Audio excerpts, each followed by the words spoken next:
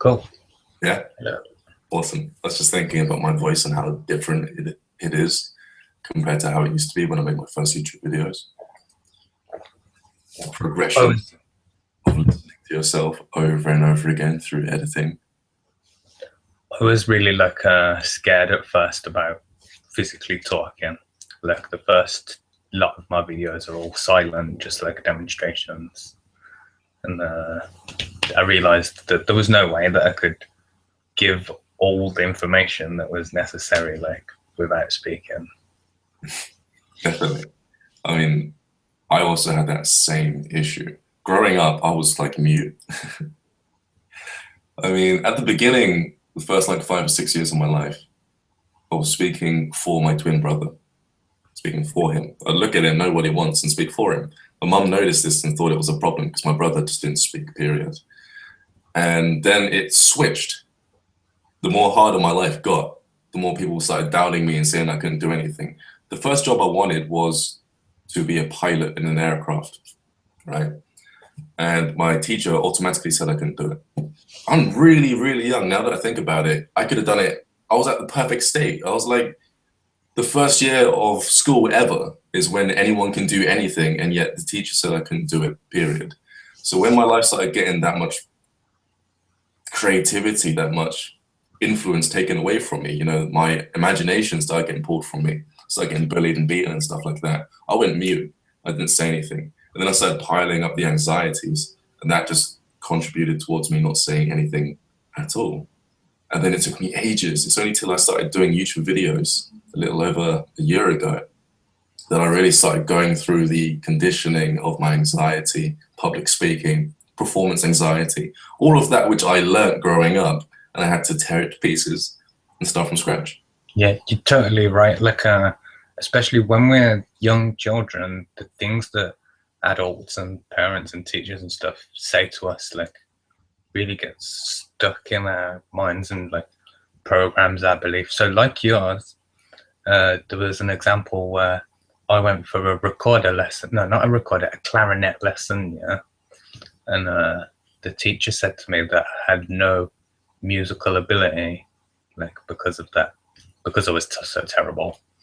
And then for the whole of school, like I believed that I did terrible in all the music classes and stuff. And then one day when I was about 27, I remembered that moment and thought, oh, the only reason I'm so bad is because that woman told me that I was so bad. Like I said, then I went and got the ukulele and started to learn how to do it. Like, because the things that grown-ups say to us when we're that young and impressionable really influences our whole lives. Especially when you hear it off other people as well. I was the same. I have violins. I have 2 violins, and I might get a new one. I may get one that's more expensive, that feels like it can produce a better quality of music. Obviously, I need to keep practicing to make better quality of music, but I'm a lot better now than I used to be when I first started off, which wasn't too long ago, actually. It was like 6 months ago, actually, I started doing it, maybe a little bit more. But I remember standing in the hall of my school, and I think her name was Annie. She was playing violin, and everyone around her was saying, wow, that's so complicated. How are you moving your fingers that fast? I would never learn, or I would never be able to learn how to do what you're doing right now. They're standing next to me, and I'm watching, and I'm thinking the same thing because I've just heard him say it, and I'm watching it, and the energy in my body is saying, wow, I can't do that, because I'm listening to this other person next to me. So it's like a third-party influence. And the passion or the excitement of me wanting to learn how to play a musical instrument, especially the violin, stayed with me. But I never carried it out. And when I started going through my programming and I found the passion still there, but I realized why it was I didn't approach it, I got rid of it and I tore it to pieces again, picked up the violin and started learning. It didn't matter how crap I was at the beginning. Everyone's going to be crap at everything in the beginning. You can't expect to just do something and be perfect at it. Life doesn't work that way. And it would be so much boringer if you did that. You know, you wouldn't really, it's the progression of getting better which makes it worth it for me. So, and the faces of other people as well. The faces, when they see you, they see how crap you are, and then like a week later, you do the same thing and it's way better, and they're like, "What? How did you do that?" Like, you know those things you got nowadays? They're really popular on YouTube that you stand on. They're like segways, but without Oh the yeah, yeah, I've seen them. Yeah. lean forward. Two kids were using those at the top of my hill. This was at night. I was shopping because the shop was open till like 11, and I asked them if I could have a go on it. I gave them my shopping and I said, "I'm not going to run away with it. Here's my shopping and some personal items. If I run away with it, you can keep all my stuff," which was way more valuable than their little Segway thing that their uncle gave them for like free. And he had to pay £400 each. There was two of them. And these kids were small. They were like spoiled to death. But I went on it and it literally took me about 10 to 12 seconds to get used to it. I jumped on it, fell straight off. And then automatically my body recognized why I fell off straight away, how my body was positioned. And then I stood on it again. And one of them said, "Hey, should you hold him?" And I was like, "No, I'm fine." And he was like, "Yeah, he'll be fine." And I went, and just like how I learned my skateboard, it was actually way easier than skateboarding. And then I started going in circles, going forward.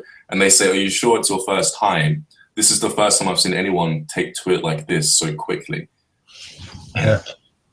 I've been on a Segway, like the traditional one with the traditional Segway, like it's like there's an old time one. And I was surprised by how instinctive it was, like to use, like that you don't even feel like you're moving. It feels like it runs on thought intention. Like you think, "I want to go forwards," and it just goes forwards. Like obviously there's small like micro movements that you're doing and redistribution of weight and things like that. But it really feels like you're just saying, "Go," and like it goes like, Yeah. and yeah, it's pretty cool. And I remember when I got off, like walking seemed so difficult, like afterwards, because it was easier than walking. That's how easy it is. Do you do any sort of sport that deals with your consciousness going into your body and the muscle memory and stuff like that? Uh, Not really. I have a BMX that I mess around on. Hmm. I guess even that is enough. I mean, anything where your physical body, that subconscious attribute towards your movements are being exercised consciously, if you build that connection, you'll learn anything really easy. That's why I've always been good with my hands. And I did every sport in school and I had to beat every record, even though they said I was the quietest one and not the most populist. I just, not the most popular, I just paid attention and focused on what I was good at. And that was me using my body for like everything. So I did free running. And back then when I did it, it was called parkour. That was before everyone started showing off and just doing the flips just because, which actually is completely besides the point. You're supposed to do parkour to get to somewhere faster. If you start doing flips and everything standing in one place, you're going to be late. It's like, what's the point? But that really did open. You know what? I just realized something. My entire life, I've been addicted to consciousness. It's like my passion. Understanding how the mind works, the subconscious body works, everything. So I'm actually in the right thing that I'm doing right now with my life. It's like, you know, there's moments where you know you're doing the right thing and you don't need to be anywhere because right now in the moment you're doing exactly what you need to be doing. That's the reason why you're here, kind of thing. It feels really good. I wonder how many people have experienced that in their life. Well, I'm guessing it's not that many. That most people are in the opposite situation where they're slogging away at whatever horrible job they have, thinking this isn't where I'm supposed to be. This isn't what I'm supposed to be doing. This isn't what I wanted to do with my life. Like, and people are stuck in that situation.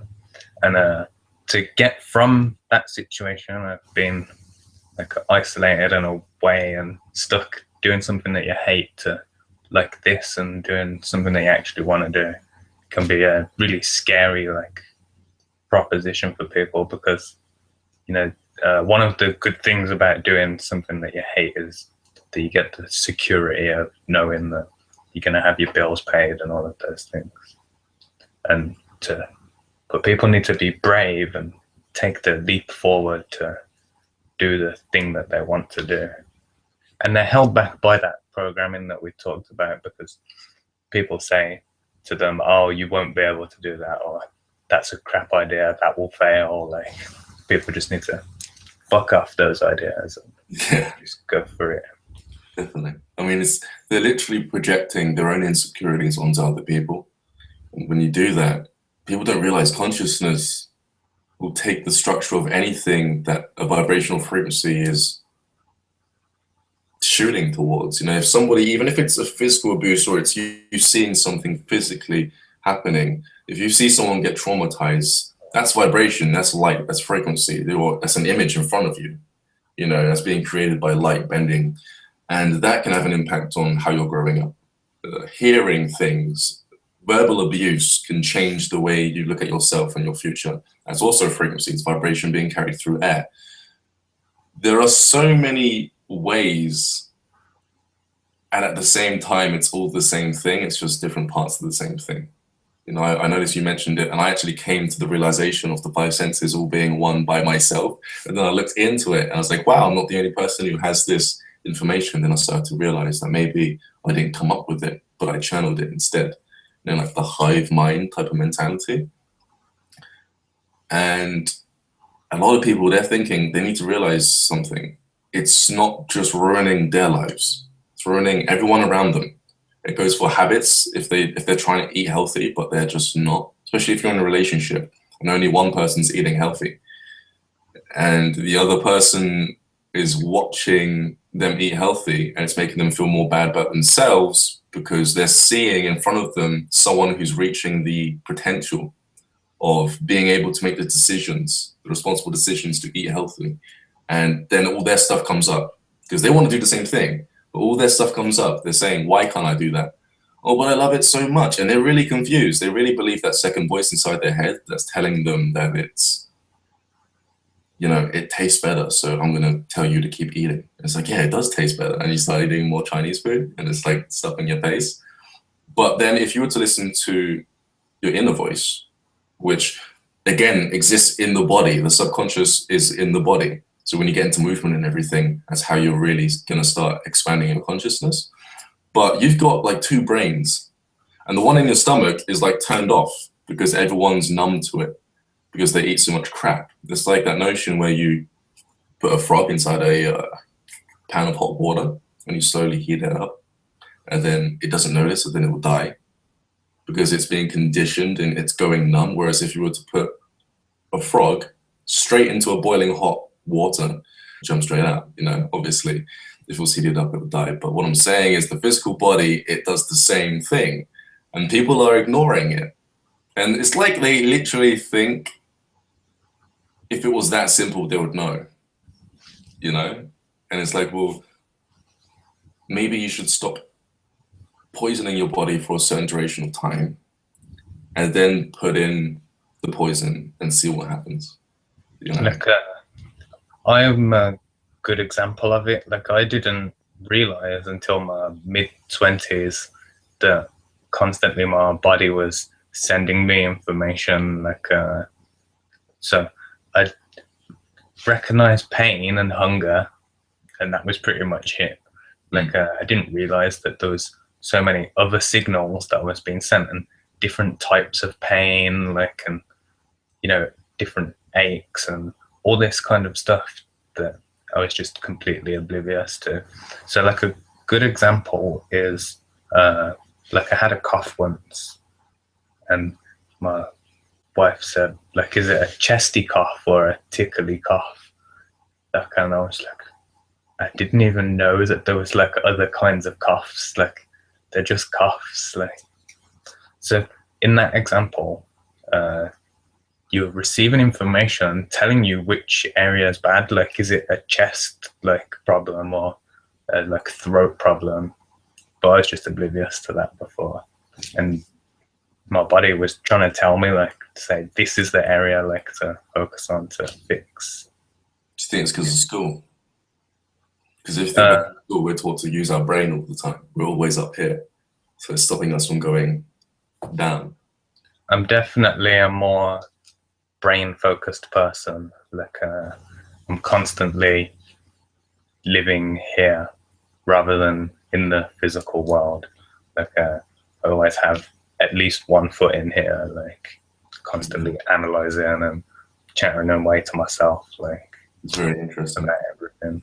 I do meditations, and the only time I've experienced sleep paralysis is when I do a meditation where I take all the energy, all the information in the cells in the nervous system, and I move it into one area of the body. I then go to get up, I'm not moving. Because everything that's in the body that tells your body to move is in one location. And I do other meditations. The reason why I'm messing up my speech and everything is because at my house, it's really annoying. There's so much noise. And I've learned the art of breaking through on purpose. So I can lay down and forget how to speak, forget that I have a brother, forget the noise that's going on, forget the fact that the word noise even exists, English, everything, even who I am, how I look, all of it. And I've been doing that constantly, and it's really annoying because now I'm starting to see the effect it's having when I try to come back. Still part of me stays completely erased. So I need to balance that properly. I need to start doing some more meditations so that I can start remembering how to speak the way I was speaking before I discovered how to break through. You know, because it's just, it sounds, and at the same time, it's not like you're less intelligent or anything. You're just choosing to put your direction or focus in a certain way of being where you're completely out of 3D. You're out of the world completely. Most people 1 foot in, 1 foot out. But if you put both of your feet out, you realize you don't have any feet. Like you need to have those 3D concepts of what you are to be in 3D. And through breaking through, my consciousness has impacted how I'm speaking, even how I communicate to people, I've noticed. So today, within these 2 weeks I've got on my own, I'm going to start bringing that human side back out of me. And I can put both my feet in 3D and ground in 3D, in verbal communication, in empathy, and everything that makes a person human. And I don't have to leave the house and bump into people, because that's when my frequency drops. When I put both my feet into 3D and then I bump into people, I'm more susceptible to influence. I'm easier to annoy. My mood goes down a lot quicker. And first, it's a draining effect. They have to drain me first. And the way they do that is by doing things that I don't agree with. So they do the things that I'm the opposite of. And I notice it, I'm aware of it, and I don't let it bother me, but it still pulls on my energy. And it keeps pulling and it keeps pulling until after a certain amount of time, I'm at a level of consciousness where I'm easily influenced into being annoyed. And that's when I get triggered. And when I get triggered, that's when I start to create blockages. And then it's like you're going down into these levels of consciousness till you get to the point where you're just 3D, which is annoying. But there is a way of doing transcendental meditation where you can be at the bottom, but at the same time, you have aspects of being at the top. So your consciousness is like trickled down rather than you just dropping, which is really cool because that's like your ladder to get back up, you know?